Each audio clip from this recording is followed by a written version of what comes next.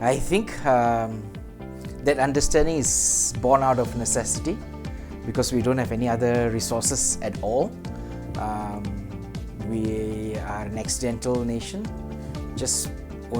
hence we understand that people are our only resource.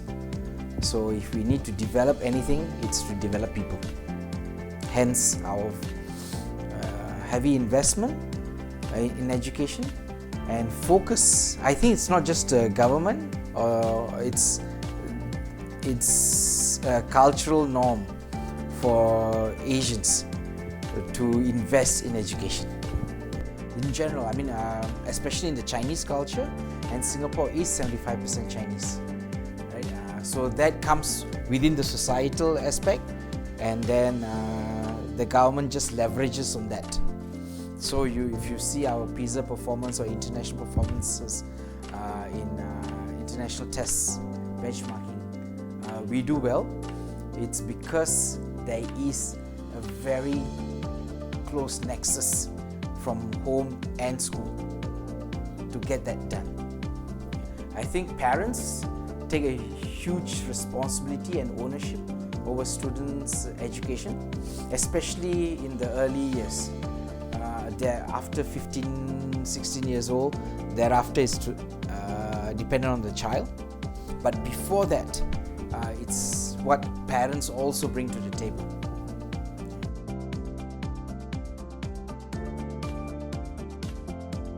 Nothing happens by accident, right? It has to be curated, choreographed, and intentional. There must be a systemic effort, right? You cannot have piecemeal approaches and expect things to work. There are no quick fixes. Everyone must understand that this is the direction we are heading towards, and every part of the system must work to achieve the goal.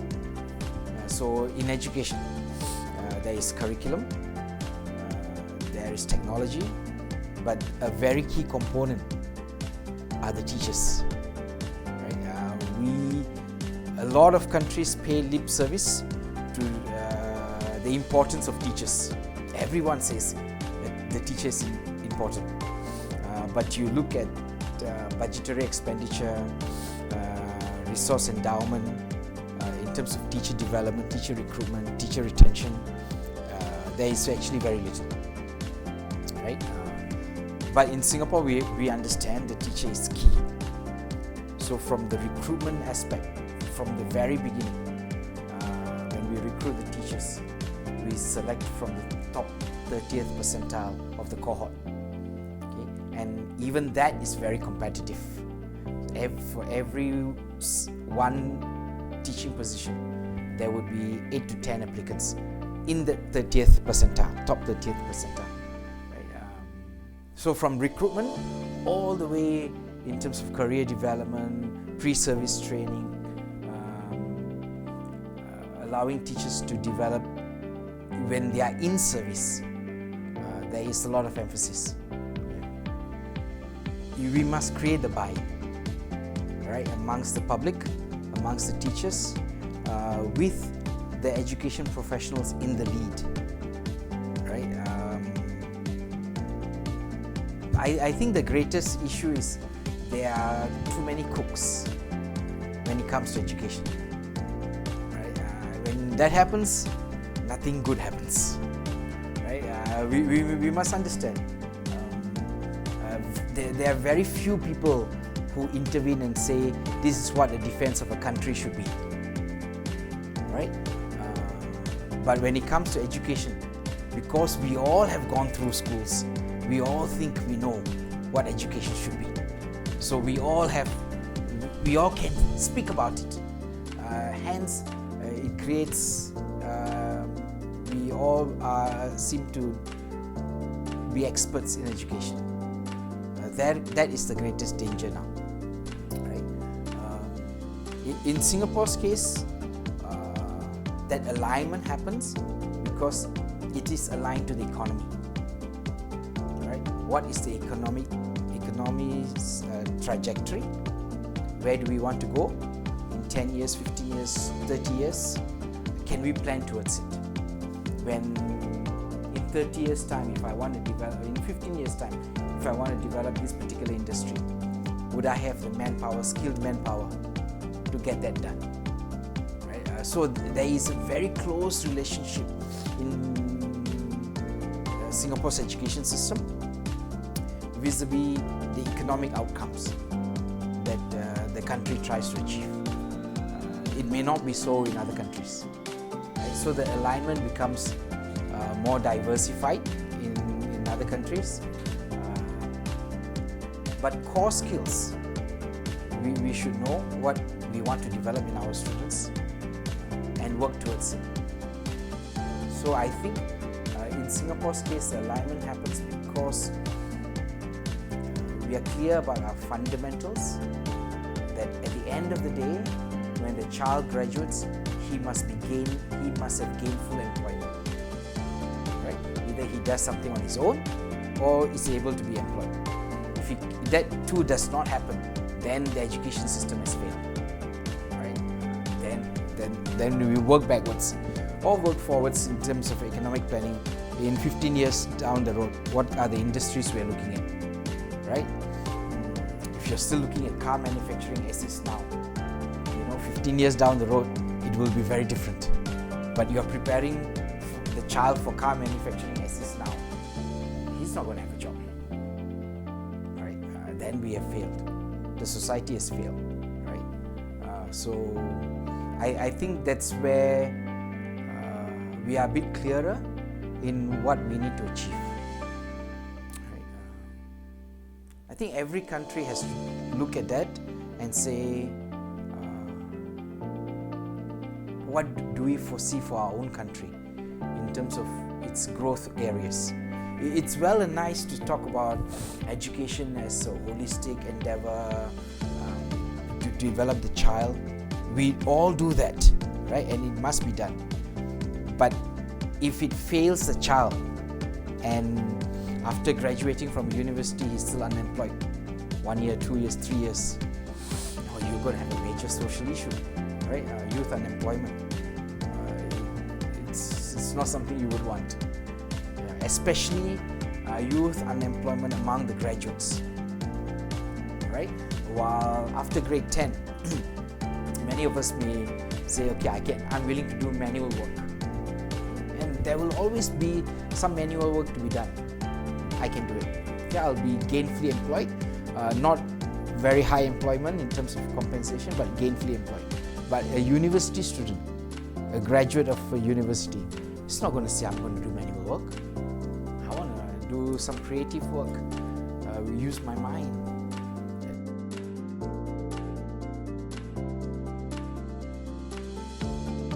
I think teacher ownership, teacher leadership, teacher autonomy is very critical,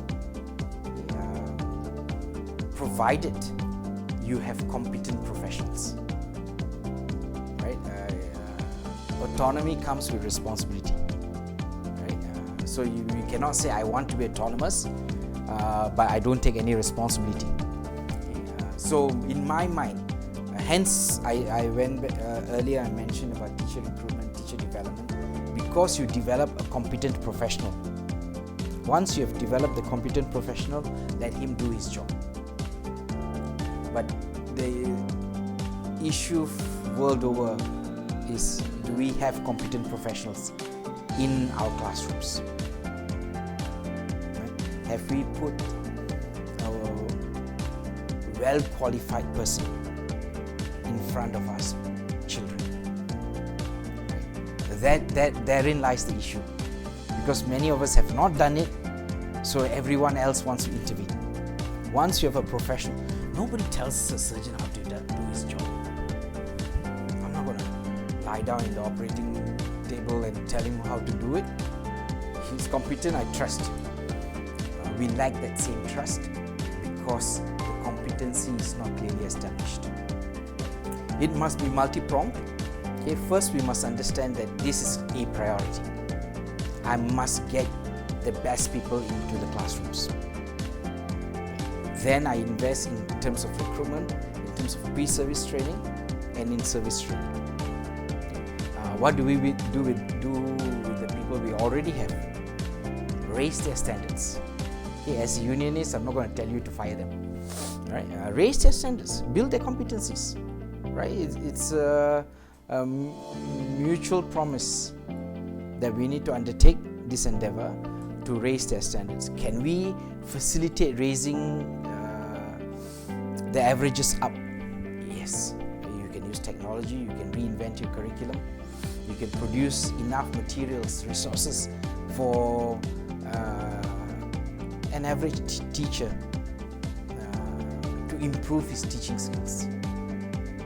All that can be done, and that's how we actually did. When I'm talking about competent professionals and recruiting from the top 30th percentile, it has not always been the case in Singapore either. We started this journey probably 1981 when we realized that we need to ensure that we need to have the best people as teachers if we want to revamp the education system. Right? And it was a journey. So while recruiting the good ones, we cannot run away from the fact that salaries have something to do with it. Okay? The problem with a lot of people is people say teaching is a noble job, you must do it with your heart, hence you should not talk about salary. I'm a pragmatic person, right? Maslow'ian hierarchy tells you that if you cannot fulfill your basic needs, your higher needs cannot be attained. Teachers are humans, right? You cannot say that you must work for the cheapest salary base, lowest salary base, and do your best. That's not going to happen, right? So we must meet halfway to say we will reward, we will compensate, but these are the standards, right? This will be our contract, social contract, right? We're going to pay you this much, but we're going to expect this much, right? If you pay this much, you can only expect this much, and somebody has to take responsibility, right? Because we all have a finite amount of resources, right? And every single penny must be spent well. So we made a choice in Singapore to say that if we wanted this quality teachers, then something has to give way. And one of the things that has given way, or in terms of compromise, is our class size. Right? While the developed Western nations may perpetuate this notion of smaller class sizes, we actually have class sizes of 40. It's not necessarily small, but the choice, the alternative is you split the class 20 each, and then you have to lower the standard of teachers. You have to double the number of teachers, hence you will eventually lower the standard of teachers. You have to pay less, you need 2 people, right? So instead of getting from the top 30th percentile, now you have lower, maybe up to even 50th percentile, right? Then you're back to square one. So it's a call that we make. We know our class sizes are higher than OECD averages, but would you prefer a qualified, well-qualified, good person in front of the 40, or average so-so in front of the 20? Make a judgment call, right? And if you present it that way, because people might be under the impression, no, you should be able to hire good people for even the 20. Reality is such that it's not going to happen, right? You still have to pay, you still have the classroom sizes, the kind of resources that are needed. It's going to burst the government budget, right? You have to, right? But even in a classroom of 40, I can still have every child talking, right? Again, it comes back to, as you said, pedagogy. is the teacher competent enough? Okay, most of them, if I use a craftsman example, most teachers have only one tool in their toolbox, that is the hammer. Right? Everything, to teach everything and every child, they just hammer and they think it fixes the problem. It doesn't. Sometimes you need a screwdriver, sometimes you need a saw, right? But if only a hammer in your toolkit, that's all you're going to use, and it's not going to be effective, right? So skills development of teachers is very important. Integration of technology is important. A lot of schools invest a lot of money in interactive smart boards. But if you actually go into classrooms and observe, teachers still actually use them as a blackboard because they don't know how to use it. So we have technology and we say technology has arrived in our classrooms. I'll say think again. It has not. You've just replaced a cheap blackboard with a very expensive smart board. That's it. The teaching style has not changed. Right? The teacher just uses a digital platform. That's it. It does not transform teaching. Whereas it can transform if you have actually equipped the teacher. Right? There's lack of follow-through in terms of even professional development. Governments and schools spend a lot of money on professional development. The teachers go for a 2-day, 3-day workshops, come back to school, they go back to whatever they were doing before. Because there's no accountability, there's no ownership, there's no responsibility. Nobody's going to follow up, right? Nobody says, what did you learn? Can I see it in your classroom tomorrow? Okay, and we will see whether we can actually get this done. It doesn't happen, so.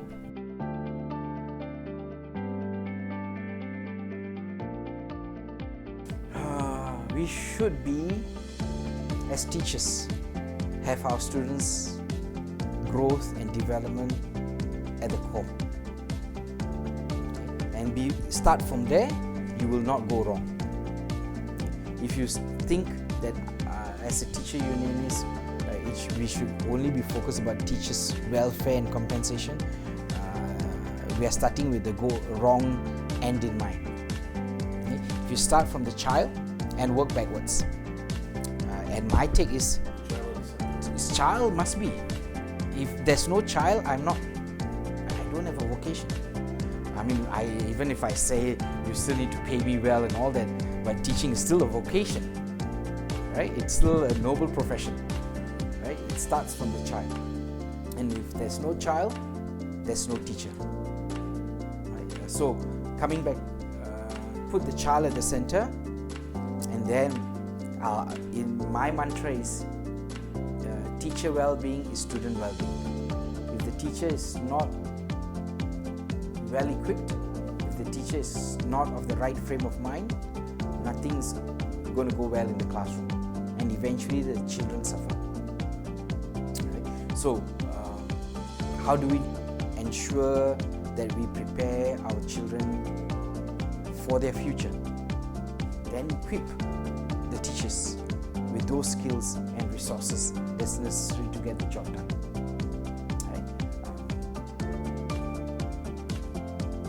Teacher stress, teacher burnout, it's not merely about workload. It's about being demoralized.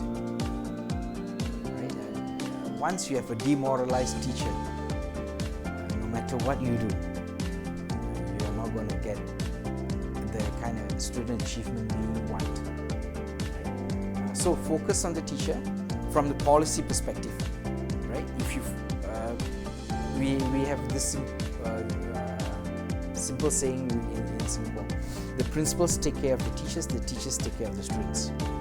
If from outside you want to take care of the children, you're not going to do that, because before war, the teacher is in charge. We can do whatever we want with policy instruments and levers. Ultimately, if the teacher does not agree, it's not going to work. So focus on developing the teacher and let the teacher take care of the child. It's our job, it's my job as a teacher to look after the children, not the principal per se, not the policy, not the minister.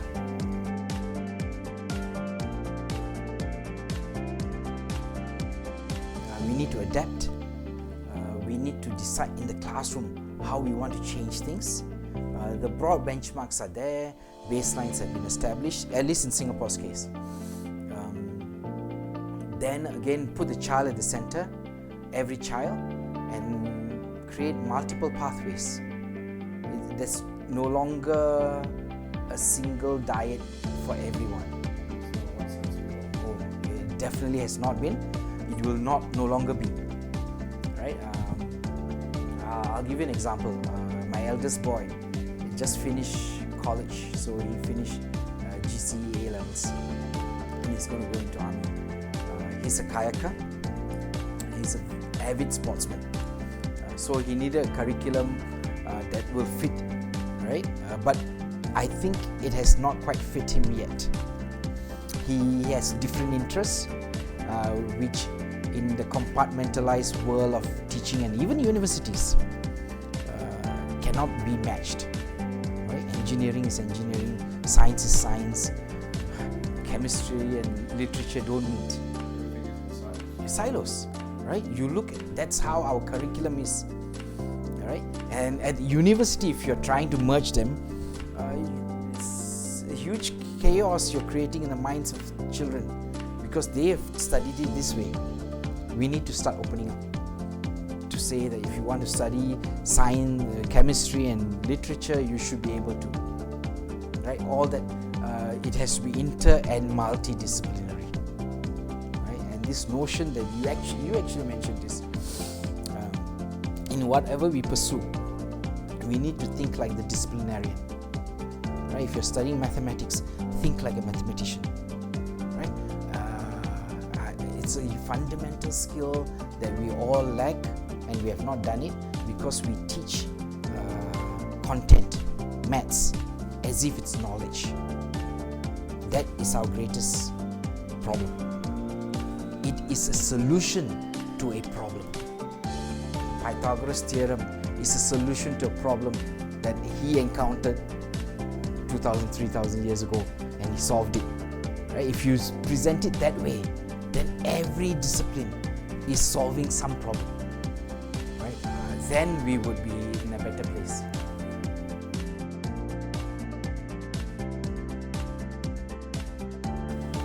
That is actually key. This notion of lifelong learning is being embedded in every layer of society. So we no longer talk about employment, we talk about employability. Right? How do you stay employable? Right? Skill sets. Whether you are self-employed or employed by somebody else. Right? So the Singapore government has actually invested a lot of money in training and retraining people. The universities, the polytechnics, actually all the 5 polytechnics that we have and the institutes of education have started continuous education programs for adults to go. We've started a university for working adults. The government has given, they call it Skills Future Credit, $500 for every single Singaporean who's above 25 years old. He's given $500 to go learn something, anything. Every year? It started, so the government has not plowed in money into it because not much of it is being used. At the moment, I think only about 30% of that money has been used. So the government is not going to plow in any more money. But if it's going to be depleted, the government is more than happy to plow in. So just to encourage people to go learn anything. Does not have to, it's the money that the government gives you for you to just study, learn something new. Right? It need not be your job related. It can be anything. Go learn a new language. Okay? We just want to encourage this notion that we must continuously learn. Learning never stops. Right? Take up a course, be it formal, informal, bite-sized, PhD, anything. Learning. Yeah. So that's how we have framed our education for the kids now. And we have four outcomes to achieve when a student graduates from general education. One is to be a confident person, the other to be an active contributor, a concerned citizen, and the key one, a self-directed learner. Okay. So we need to ensure that we achieve these four outcomes in the child, that he's always passionate about learning,